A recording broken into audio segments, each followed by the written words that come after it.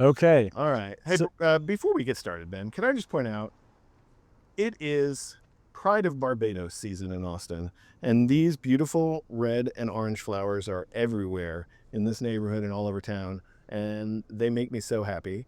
I never knew that that's what these were called. Pride of Barbados. The Pride of Barbados. Wow. Yeah, that's right. Awesome. Well, that is a great intro into our episode for today because, in a way, we could say our guest, Brad Beesley, is the pride of Oklahoma. You were going there. And of documentary filmmakers here in Austin. He is one of my oldest and best friends, and arguably the reason that I live in Austin, Texas. And I consider him a mentor. And I'm so excited that we get the chance to talk to Bradley on the podcast today. Yeah. Bradley Beesley is an OG Austin doc guy. He's very prolific, especially in the early part of this 21st century. Ooh, that's like very, very highfalutin. The first part of the 21st century. Little Ken Burns. I just watched Ken Burns, Ben Franklin. Well, this is the antithesis. This is more like a Les Blanc inspired walk. There's lots of fanny packs. There's talk of joints, the flaming lips, stealing from the post office. This episode has it all. So we hope you guys will stick around and enjoy. We're going to put lots of links to Bradley's work in the show notes if you want to watch the trailers to his films before we talk to him, so that you get a sense of who this guy is. I recommend that. Or you can just, raw dog the episode like normal and get in there with myself. Gross. Ben Steinbauer. This is a gross intro. And our guest, Brad Beesley. But it's apropos. You guys are going to love it. Stay tuned. It's not the grossest part of this episode, for sure. On your left. You're listening to Doc Walks with Ben and Keith. All right, that's Ben Steinbauer. Hello. I'm Keith Maitland, and this is the intrepid Bradley Beesley. Hey there, guys. How you doing, Brad? I'm doing well. I think this concept that you guys have constructed where you walk around is so much more interesting than just plopping down in a studio or how to record a podcast, because it's just more dynamic, and most of my good ideas come when I'm walking around. Granted, it's when I'm by myself. I was going to say, any ideas that you come up with on this walk have to be split three ways. Well, thank you for that. And I also know that you are a consummate walker. I see you out walking. I mean, you must do like an hour plus a day, right? I do. During the pandemic, I became what I call a steps dork. I always made fun of those people that had the watches and they were looking at their step count. And now I'm just one of those dorks. So how many steps do you do a day, dork? I try to get my standard 10,000 steps in. Wow. But I really do come up with a lot of ideas as I'm walking, listening to rando podcasts. Like this one. Like this. Let's take a right here, and then we'll take a left, and we'll walk by Thunderbird Coffee, where I first met Keith in 2008 when he had the Eyes of Me you're working on. Before we get into the story, which I do want to hear, I'm jingling on this. I have to point out the matching fanny packs Well, that we were rocking here. Here's Keith's orange color-coordinated fanny pack with his shoes. And then here's Bradley's fanny pack, color-coordinated with the knee taping. knee bandage. This is really just a podcast about old men and their choices. What is the most interesting thing in your fanny pack? Well, is this a wholesome podcast? Oh no, I want to hear about I want to hear about the roach or the chicken wing. Yeah, whatever you've got going on. So I always keep a little joint in my fanny pack just to have it, just in case. It is a beautiful September morning. Here in French Place, here on the east side of Austin. And this is a special episode. I'm just going to co-opt this because this is a special episode for me because we get to interview and walk with one of my favorite people. And of course, I'm talking about Keith Maitland. It's good to be a I favorite. mean, Bradley Beesley. Well, I'm excited to go by our old haunt. Bradley is the reason that I live in Austin and arguably is responsible for a lot of my decision to become a documentary filmmaker. And I moved here and started working with Bradley and learned so much from him and consider him one of my mentors and one of my best friends. So I'm really excited to have B-Rad on the podcast. Likewise, buddy. Yeah, we met we started living together in 2002. And we only showered together to conserve water. But go ahead. It was right on the heels of me working with you on a Flaming Lips music video in Oklahoma City. And you mentioned you might want to move to Austin. I'm like, I got a place. Yep. I was living in Lawrence, Kansas. I was supposed to move to New York with a girlfriend. We broke up. She moved to New York. I didn't want to go to LA. We had met. You were the most successful filmmaker that I knew. And you had invited me to come and start working on some Flaming Lips music videos where I was shooting behind the scenes, the docs for you. And you had just gotten the Warner Brothers deal to start making the Flaming Lips documentary. And you invited me down to start working on that with you and said that you were moving to Austin and needed a roommate. And I was like, done. I've won at the game of life. I'm going to go make a Flaming Lips documentary. Yeah, it was a strangely prolific time for me in that I was making Fearless Freaks, Summer Camp, and The Creek Runs Red concurrently. And I think your hands at that time touched all those projects because you were an assistant editor at the time. Yeah.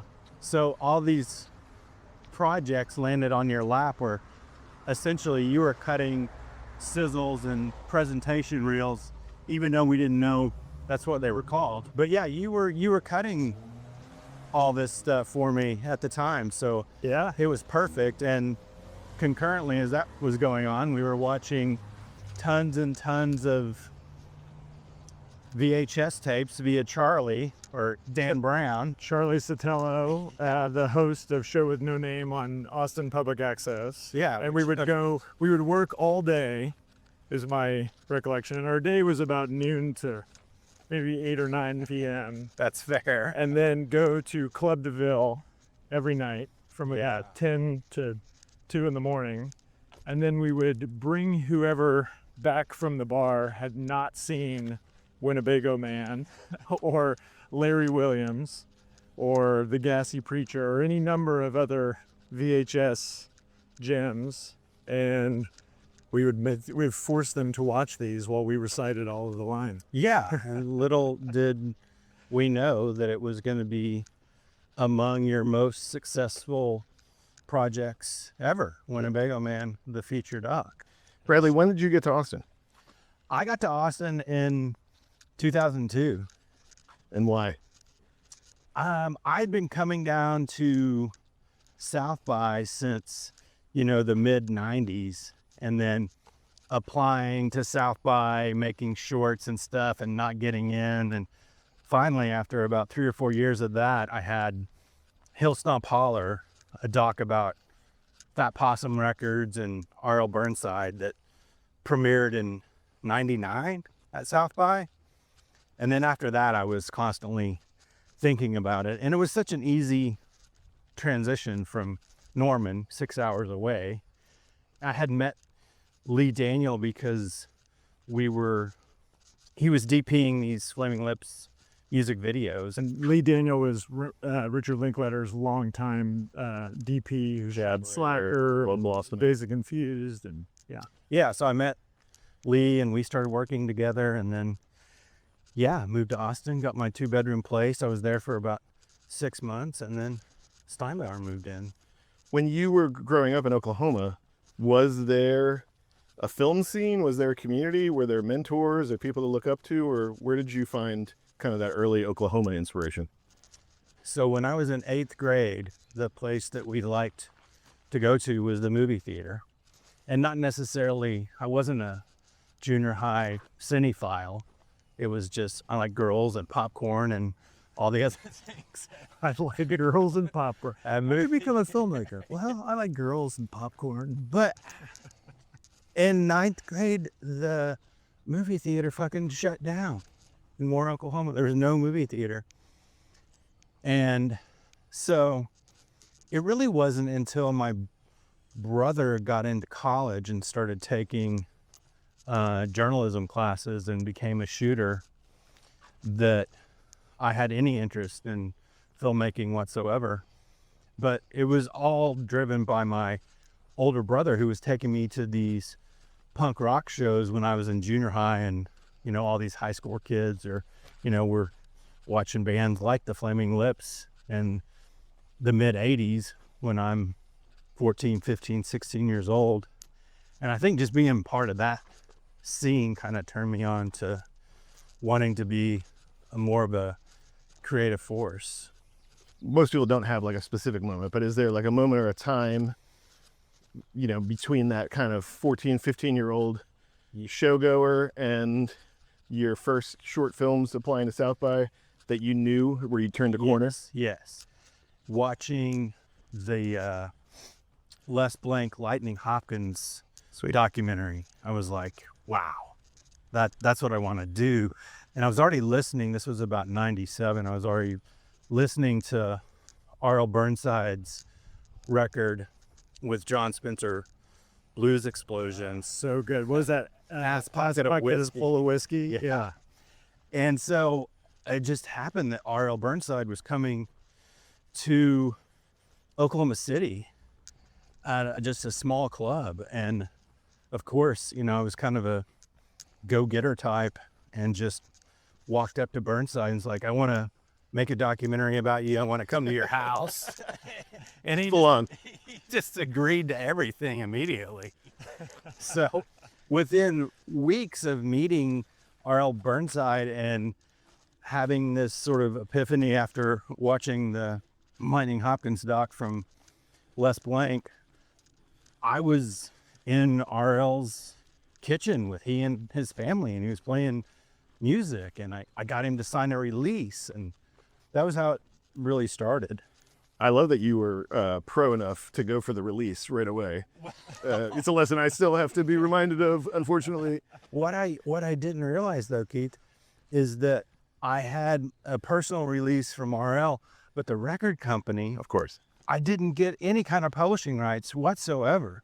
So when I finished the film and we were like 2 weeks from playing South by, Matthew, the head of Fat Possum, throws a fit because he doesn't like the film. He wants it to be more commercial and feature more artists and whatnot. And I was like, well, that's a different movie, and that's not the movie I'm making. And so he's like, well, we're not going to give you the publishing rights. I was like, well, I've got his release. What else do I need? That's how naive and stupid I was in the late 90s about publishing. I mean, that's not easy information to learn. Yeah. So you still really can't show that film, right? Like you have to be there. Right. Oh, is that right? Person and like, We premiered the film at South by. It did well. People loved it. But even after that, we weren't going to be releasing it because we didn't have the publishing rights. And I didn't want to recut the film. I was already thinking about making OKIE Noodling, and Matthew Johnson said, I'll give you 10 grand for the raw footage. I was like, done. Oh. Like I didn't even. Did he ever do anything with it? Yeah, they recut it and made a film called You See Me Laughing, and Mandy Stein, Seymour Stein's daughter, was the director. And it had like Bono in it and stuff, but they used all my footage and they just put celeb interviews in there. And it's not horrible. Do you remember what it was about that Les Blank Lightning Hopkins film? Was it access? Was it being so close to the music, to the subject? Was it the filmmaking, or It was a sense of intimacy that I'd not experienced in any kind of film I'd ever seen. It was like, how does this white guy go into this African-American community and befriend all these people, seemingly like he's known them for 30 years? right. And yeah, that really turned me on. I liked that. So a little bit of trivia here. Bradley and I, when we first lived together, lived in this neighborhood just down the block here, which we are going to walk by, and the street coming up here was the site of the Biffy Clyro music video. This Scottish band that Bradley had made some music videos for came over in the summer, as I remember it, just dripping in sweat as we were shooting the music video. Which the concept was really cool. It was that they were stock car racers, and you built these stock cars, and we had them race up and down this street right here. Yeah, you guys did a couple of videos for Biffy Clyro, as I remember. And this hill, so you can see how steep it is, was perfect for this racing scene. And I remember we went up and down this thing, I don't know how many, what felt probably like 100 times in the heat of the summer with some very pale Scottish rock stars. Is this a link that we're going to put in the show notes? Yes, we will link to that music video and to the making of, which I shot. It was really because of the behind the scenes footage of the Flaming Lips music videos over the years that I started doing those music videos in art school in '92. And by about 2002, after 10 years of shooting behind the scenes music videos, I was like, I've got a couple hundred hours of footage of this band. Maybe I could make something for the band. So I made a short doc that screened at South by in 2000. And then from that is how I built the Fearless Freaks. But it was just one of those projects, kind of like the Sandlot documentary that I'm doing now, that you just collect all this footage. And I like that part of being a documentary filmmaker, where you have this archive that you can go back and tap, whether it's to, repurpose something to make a podcast during a pandemic when there's no projects to be had. Like I like which you did with your Dr. Dante. Yeah. I really like that part of it, is collecting part of history and keeping that. I'm in talks right now with this museum in Tulsa called OK Pop, and they may be acquiring my archive. I have this whole collection of 16 millimeter films that, the first 3 or 4 projects I shot were all in 16. Tell us how you met Wayne Coyne and got involved with the Flaming Lips. It was just, being in art school at the University of Oklahoma was just a very small group. And Michelle, his girlfriend at the time, was in some photography classes of mine. And I heard they were looking for somebody that could shoot. And for Wayne, it was just like, okay, this guy has access to cameras, albeit they're through the university. Let's get them. And how it was you were a guy with a camera. Yeah, no, it was never.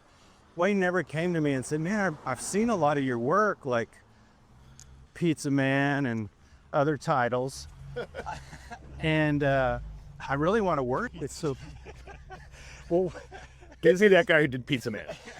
Well, this is a curveball or a detour from the conversation, but you have to explain to Keith what Pizza Man is. For some reason, in the School of Art at OU, it was just insanely experimental, and it didn't seem goofy at the time, but it seems real goofy now. But people would just do gross stuff for shock value. It was like performance art, basically. Yeah, totally.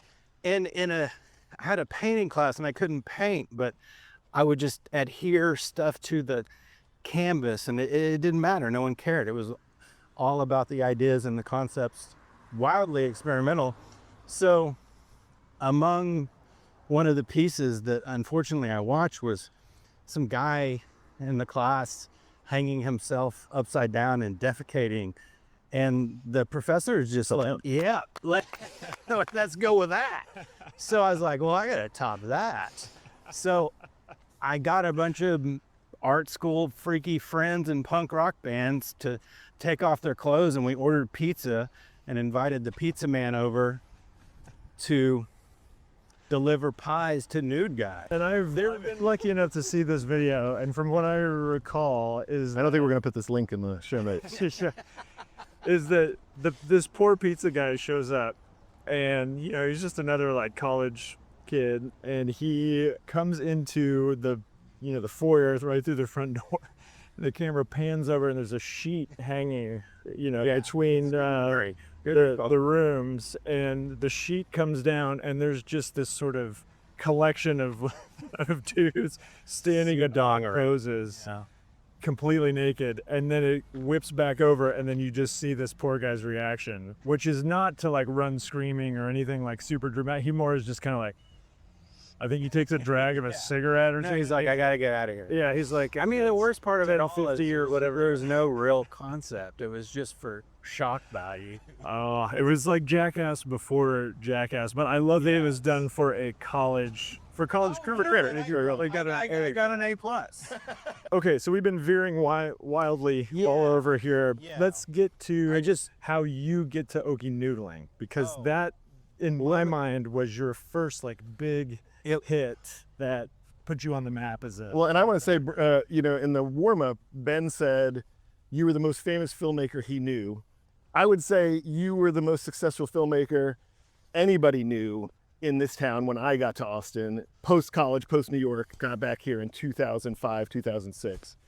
And at that moment in time, you couldn't go anywhere without hearing the name Bradley Beesley and seeing title after title kind of roll down the pipe for the next 4 or 5 years. At least that's what it felt like.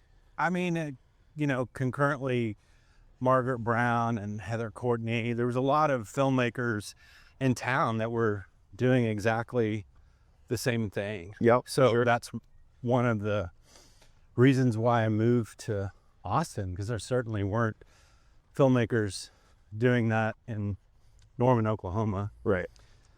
But before we get into OKIE Noodling, just to finish up the Pizza Man, how did I meet Wayne Coyne thread? Right. Yes. Right. It is just to say it was a relationship built out of geographical convenience and not someone thinking, Let's go over. Man, I got to work with this Brad Beesley guy. He's an art student. And no, it was just I had a camera. So that part of it was just dumb luck. And he was really driven and had a vision. And really was for years a mentor to me until he wasn't. I remember, just to jump in really quick. Our mentorship works that way. Yeah. I remember being around Wayne and also being struck by that. Like, he is uniquely this force of nature where I don't remember ever really seeing him eat or ever really sit down. Like, No, exactly. He is always in motion. He's always creating something. He's the type of guy that would get to the show early, set up the stage. Totally. You like be in charge of the gear even. I mean, it was really wild to. Yeah, he has a very broad bandwidth for all kinds of things within the course of a day. And I feel like he and I are both sort of driven and passionate, but the thing he lacks is the ability to have just social relationships. And that always bummed me out, because I'm like, after the music video or whatever, I'd be like, let's go get some food and drinks and talk about how cool that was. Right. Which we all do to this day. Yeah. But he never made time for anything like that. But just watching him work was inspiring and definitely taught me how to become a better artist. Mm-hmm. How to work hard and Yeah. Are there any specifics in tied to that for you with him? How to become a better artist? I'm always I think specifically Wayne taught me that you have to finish the project that you start and finish it fast, and don't worry about what people are going to think. Get it out there. So between 99 and 2009, I pumped out 7 feature-length docs that all premiered at festivals and did fairly well, That's what I was talking about. When I jumped into this, kind of felt like I parachuted into an existing scene and kind of couldn't find a way in or find my footing. The one thing that I just kept kind of hearing over and over again is Bradley's got a new movie. Bradley's got a new movie. And it was the thing I could always go to a screening, I could always go to a premiere at South by, or I remember going to see Summer camp Summer Camp with Sarah Price. at the old Ritz on 6th Street. We presented that there, and just, you know, every time I turned around, you had a new one coming out, and that sort of prolific nature isn't common in that period of time. Can you just run through the titles, and then we'll kind of hone in on a couple of them? Sure. So here's the house, 3415 Hollywood, where Ben and I lived. And This is where you lived while you were making all these films. yeah, this is where Ben was in the back room cutting Fearless Freaks, Summer Camp, The Creek Runs Red, all that stuff. But yeah, between 99 and 2009, there was Hill Stomp Baller, OKIE Noodling, Fearless Freaks, The Creek Runs Red, Summer Camp, OKIE Noodling Part 2, the sequel. I don't know if we needed it, but we made it. We got money to make it, so we did it. And then Sweethearts of the Prison Rodeo in 2009, the same year that Ben finished Winnebago Man. Yeah, that's right. And I think I worked on almost all of those films in some. Oh, you did? Yeah, you definitely. All of those somehow. Most of them in this house. And I remember, so like I don't know how close we can get here because somebody probably lives here, but this was the living room right here.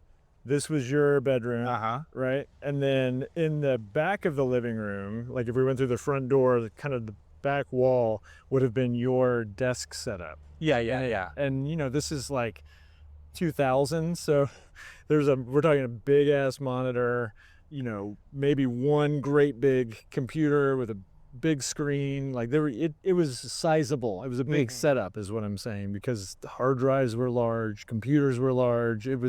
It took up like half the living room. It was sort of the command center there. Totally. And then there was a kitchen, and then through the kitchen was my room, and my room had a bed and then a desk that was about as large that just completely dominated. And a gigantic red chair. Oh, I had a huge red office chair. Yeah. You're right. Yes. I had a great big. The room was too small for a big chair, but I spent almost all my time in that thing. So I guess it needed to be comfortable. Yeah. Yeah. And we had a lot of fun in this house and made a lot of cool work for sure. Yeah. So the last, you know, sort of feature doc that I made in that era was Sweethearts of the Prison Rodeo. And I was actually had moved from this place to San Francisco in 2006 and was working on some TV shows up there. And then I heard in 2006 or 7 that they were starting the prison rodeo and they were going to allow women to participate. And I immediately, like within days, had moved from San Francisco back to Austin to be adjacent to the prison rodeo. So I was only 6 hours away, so I could drive, you know, back and forth. So I got funding to make OKIE Noodling Part 2, but what they didn't know, the funders, is that I was using that half of that money to make Sweethearts of the Prison Rodeo.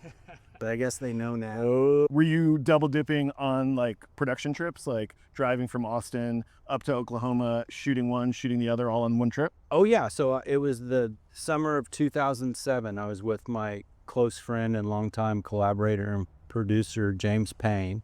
The tallest man in Oklahoma City, Big Al Nove, was the DP, and then Royce was our sound guy, and there was 4 of us, and we would go film the OKIE Noodlers Part 2 for about 3 or 4 days, and then we would go to the lady prison in Oklahoma, and we did that all summer, and it was by far the best summer of my life because it was just so freeing.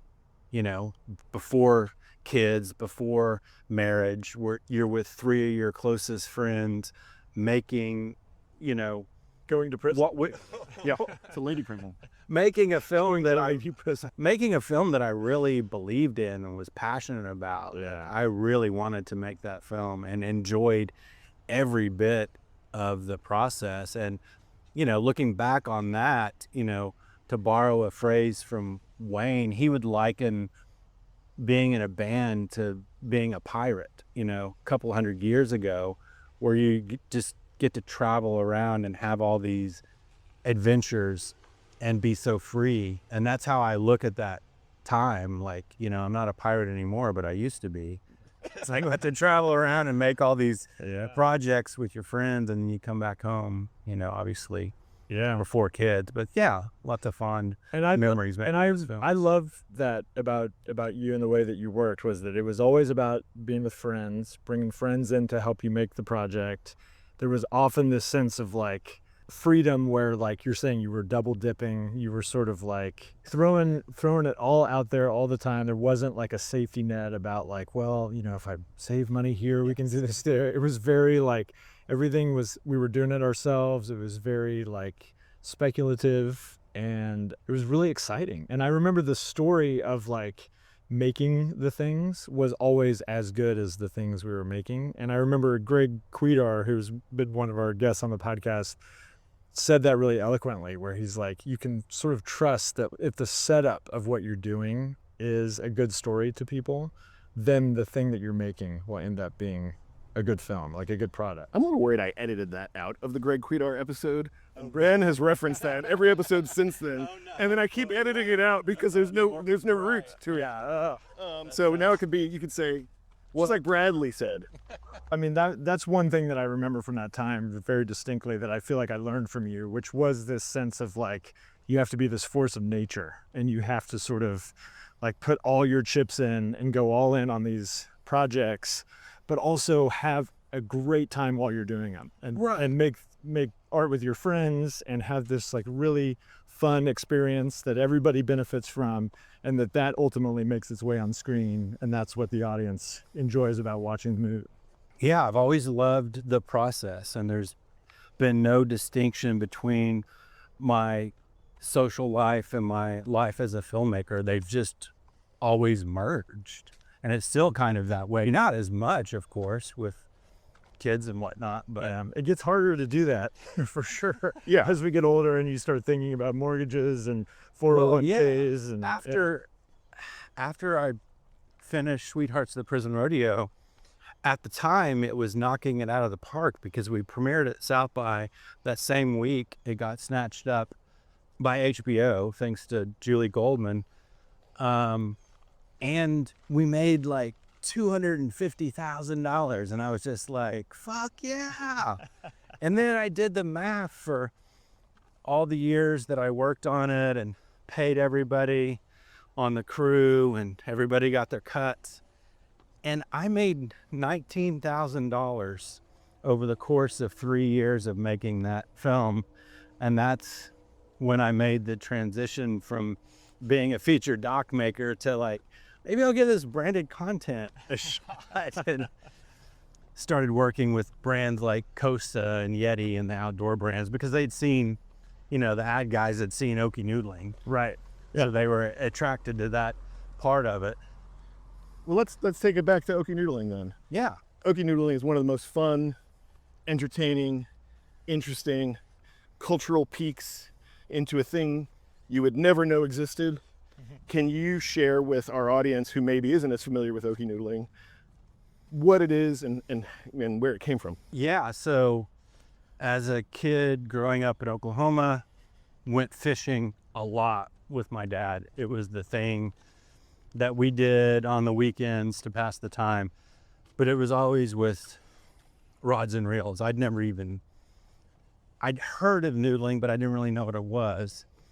Cut to being 14 years old in the early to mid 80s, and I'm at a family reunion, and it's my mom's family reunion, so the last name is Buford.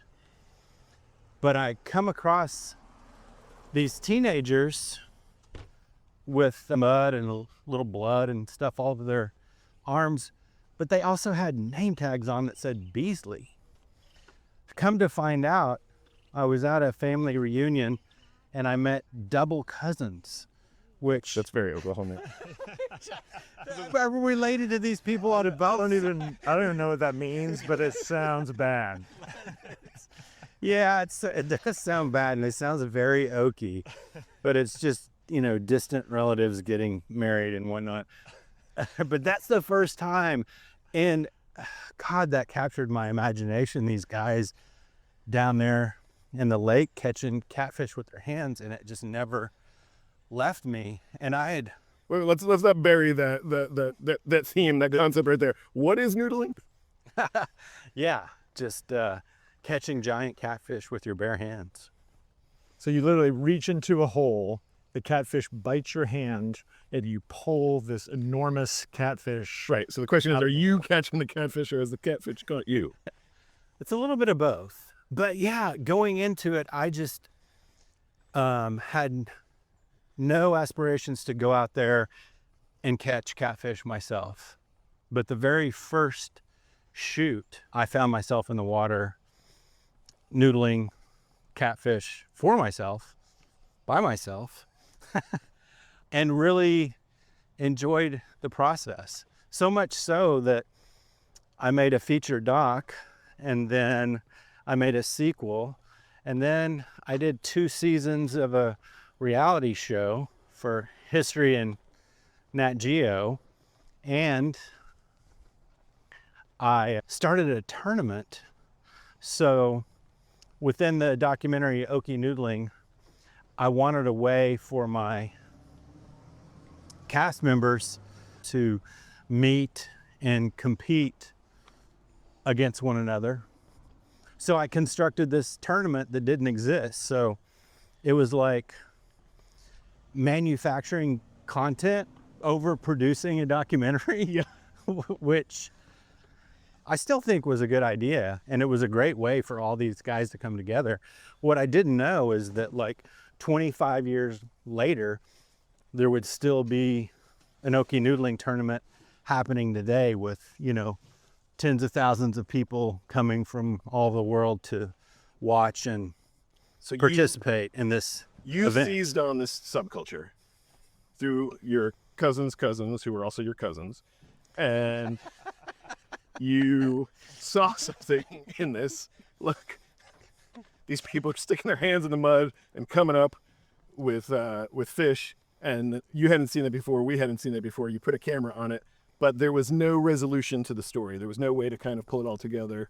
Is that what I'm hearing? That Oh, you're looking for a absolutely. third act? Like I didn't want to force these guys like, hey, let's have a gathering, let's have a fish fry or something. I wanted like real stakes and real drama, and I knew that these guys were hyper competitive. So they wanted to compete, and they kept saying, there's no noodling tournaments. We're the bottom feeders. No one cares about us. Which is kind of the truth about noodlers. No one does care. No one cares. Well, until you gave us a reason to. And so let me ask you this. As a documentarian, I know you're not a journalist, right? You come out of a Pizza Man art school background. Was there any pushback internally or externally in the documentary community around kind of constructing this third act tournament? I can't remember, honestly. It's been a minute since I've seen the film. Sure. Whether you reference that you have put this together or not. Yeah, no, I had some VO. I was like, these noodlers are asking why there isn't a tournament. They have all these bass fishing tournaments. Why isn't there a tournament for noodlers?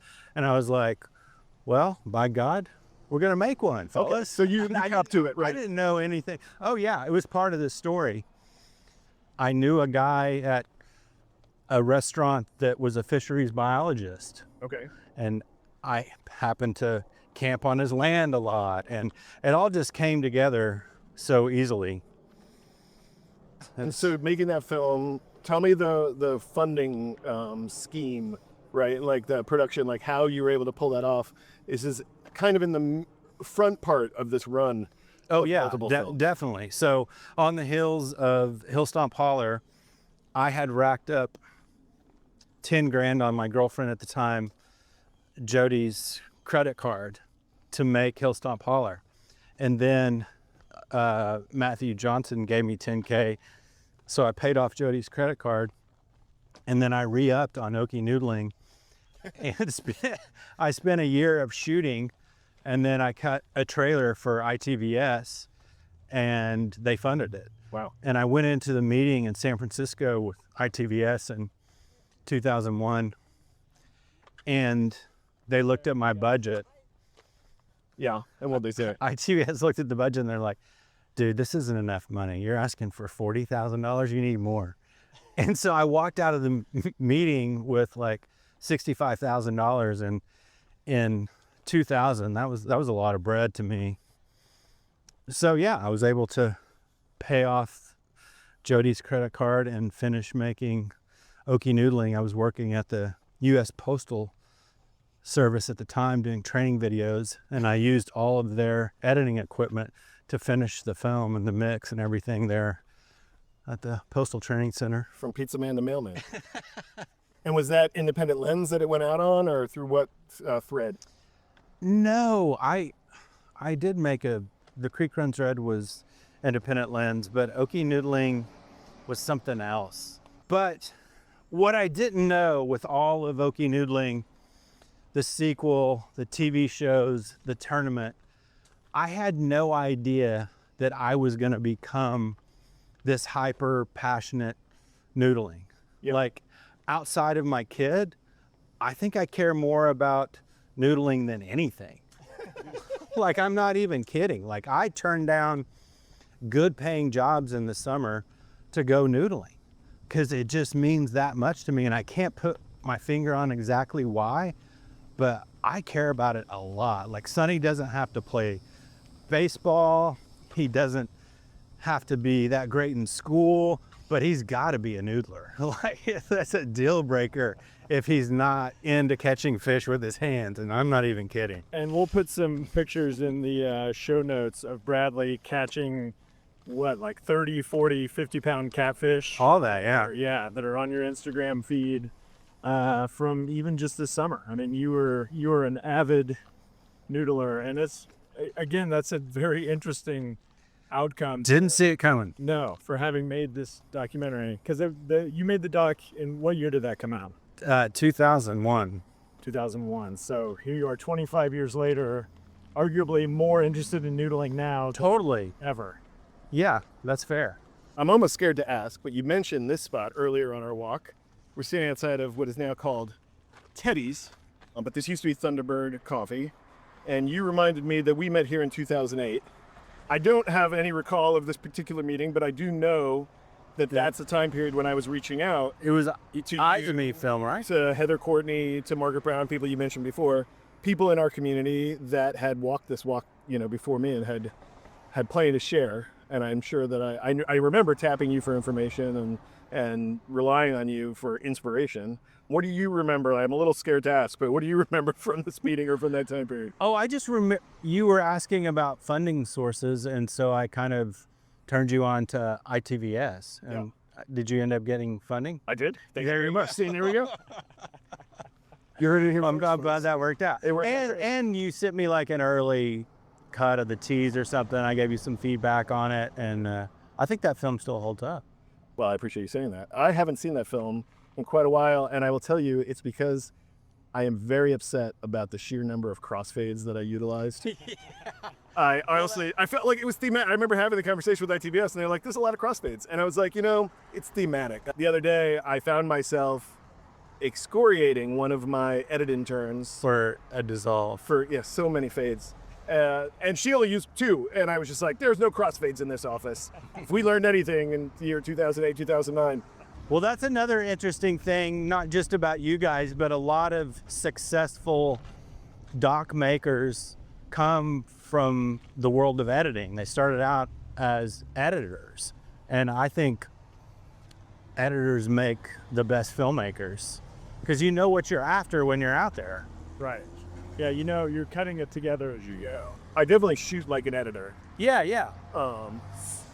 And I agree. Yeah, I totally agree. I started out blindly and naively assuming that all documentary filmmakers produced, directed, shot, and edited. And so that's how I started, producing, directing, shooting, and editing with no experience in any of those things, really. And of all of those things, editing is the one that I'm strongest of overall, and the one that impacts all the other decisions. Well, and one of the things that we hope this podcast accomplishes is that young filmmakers can listen to this and get some inspiration and some learn a little bit from people who are further along in their careers. So, what would your advice be for a young documentary filmmaker just starting out right now? Oh, I would think just don't worry about the budget. Don't worry about the distribution. Just go out there and be passionate about the topic and find out by doing if you like the process. And then if you like the process, then you have to finish. And I said this earlier about Wayne Coyne. That's what he taught me. Just finish the project is my biggest piece of advice, because I think, how many filmmakers do we all know that have 3 or 4 films in the work that never get finished? Right. I have 3 or 4 in my office right now that are never going to get. See, I mean, I love that piece of advice, and it's the one I find hardest to take, because when you're getting started, I was the same as you when I made Eyes of Me. I spent 4 years on that film, and I got paid a total of $40,000 over a 4-year period. And That's $10K a year, bud. That's not bad. I have no regrets. So, I'm glad I did it, and the film, I'm glad to hear you think it stands up. I need to see it again. But it got me started, and it got me where I'm going. And then the next 2 films I made started with no money and just, burned out credit cards and called in favors and wore a lot of hats. But now, pushing 50, mortgages, kids, second half of life kind of looming large. Like, I've burned a lot of time over the last 6-7 years developing ideas that are never going to get finished. And I know to a degree you've done some of that. Oh, totally. But I mean, I don't look at it as burning the time. Development is like my favorite. Yeah. Well, I'm not pushing back on that either. I just get like the idea of like getting the thing made and like finishing no matter what is advice I like hearing, but it's not advice I've taken all that much in the last couple of years. I've started a lot of things. Many of them won't be finished for various reasons. But I'm looking at the things that I've got started now and hearing you say that, I don't know, makes me want to make an adjustment. Yeah. I mean, even if the project is just, I'm going to create this tease for this project, finish the tease and see it through and pitch it. Okay. What are any other bon mots you want to share with our young audience? Don't make Pizza Man Part 2. Because that's in development right now. And if anybody wants to make OKIE Noodling Part 3, I'm available. What are you working on now, B-Rad? What's up next for you? I've been shooting sandlot baseball out at the Long Time with our baseball team, the Texas Playboys, for the past decade, but it's been mostly stuff for brands. But through that, I've collected hours and hours of footage, and so I'm trying to kind of expand that archive into an actual film that goes beyond just our community here in Austin and touches on sandlot baseball in New Orleans, San Francisco, Brooklyn, wherever. Awesome. How are you going about setting that up? Like, are you doing the traditional, you're making a proof of concept sizzle reel and then taking it out to distributors to see if they'll give you money for it? Or are you sort of getting back to your roots and making it any way you can? Somewhere in between. There's been a couple of trips, like Jack and I and Howard went to Alabama a couple of weeks ago to film with some guys that Jack Sanders was on a team with there in New Bern, Alabama in the early 2000s, because like Hill Stomp Holler, these guys are now in their 70s, late 70s, and starting to die. And I was just like, all right, let's get there now. Right. So we're bootstrapping some of it, but then approaching investors concurrently as we're building the materials. Which film of yours, if someone were to start with a Bradley Beesley film, which one would you recommend? I mean, I would say that my favorite film that I've made is Sweethearts of the Prison Rodeo, just because of the impact it had on that community and the outreach we were able to do with HBO and getting to go into prison, it's kind of Johnny Cash style, and show the film among inmates. That was probably the most gratifying, but I don't know if it's the Brad Beesley archive film you want to start with, because it gets kind of heavy. Maybe just start with OKIE Noodling, the OG. Okay. With my very Okie accent doing the VO, which is why I find it really difficult to watch that film. Well, it's still in there, B-Rad. Just The Okie accent. old twang. But sincerely, thank you for doing this, and you know, you're very important for me in terms of my career and also just in terms of my life, and I'm glad that we got to share some of the Bradley Beesley ethos here with our audience. Likewise, thank you guys. Yeah. We're going to put some links in the show notes. What do we have? We've got, not Pizza Man, but maybe some trailers to OKIE Noodling. Yeah, we'll do OKIE Noodling, Sweethearts of the Prison Rodeo. Let's do all the trailers. Well, You know what we didn't talk about? what's that? The Part Grubs film that Ben and I made together. It doesn't come more Okie than that. That's but the that's okay. The prank calls. Yeah, we were just talking about that in my office the other day. I love that. I still have the cassette tape that you guys passed around, and I now have a cassette player, so I'm gonna have to give that. Yeah. a spin. Well, Show it off. Yeah. Okay. Well, that's all the more reason to have you back on. So, yeah, All right. that's good. Let's go. Ding ding ding ding. Great. That was fun. That was Bradley Beesley. That was Bradley Beesley. I feel like that perfectly captured what I admire and love about Bradley, which is his sense of humor, his sort of adventurous spirit, and just his love of making documentaries. So I'm really thrilled that we got to do that today. It was super fun, and the timing of that episode, we started on MLK, we walked French Place, we found ourselves right in front of your and Bradley's shared home on Hollywood. Yep. The first house that I lived in Austin, that I guess we both did in Austin. A lot of memories, a lot of fuzzy memories, a lot of documentaries were made there. A lot of docu-memories. Ooh, Docu-memories with Bradley Beesley. Wow, that can be his spin-off podcast. We're not giving that to him. Oh, we're keeping that one? We're keeping that one. Okay, In-house. Bradley, you heard it here. Yeah. Well, anyway, we hope you guys appreciated and enjoyed that walk. Bradley is deeply impactful in both of our professional lives, and we got to hear a lot about that. There's more that wasn't shared, and we'll probably bring Bradley back on a future episode. I think he's going to be a returning guest for sure. So hope you guys enjoyed that as much as we enjoyed recording it. And stick around for next week. Yeah, who's coming on Doc Walks next week, Ben? Well, we have Maureen Gosling, which is Les Blank's long-term collaborator. She was his assistant camera person, producer. She was an editor. She basically helped make a lot of the Les Blank films that Bradley referenced and that he and I were inspired by.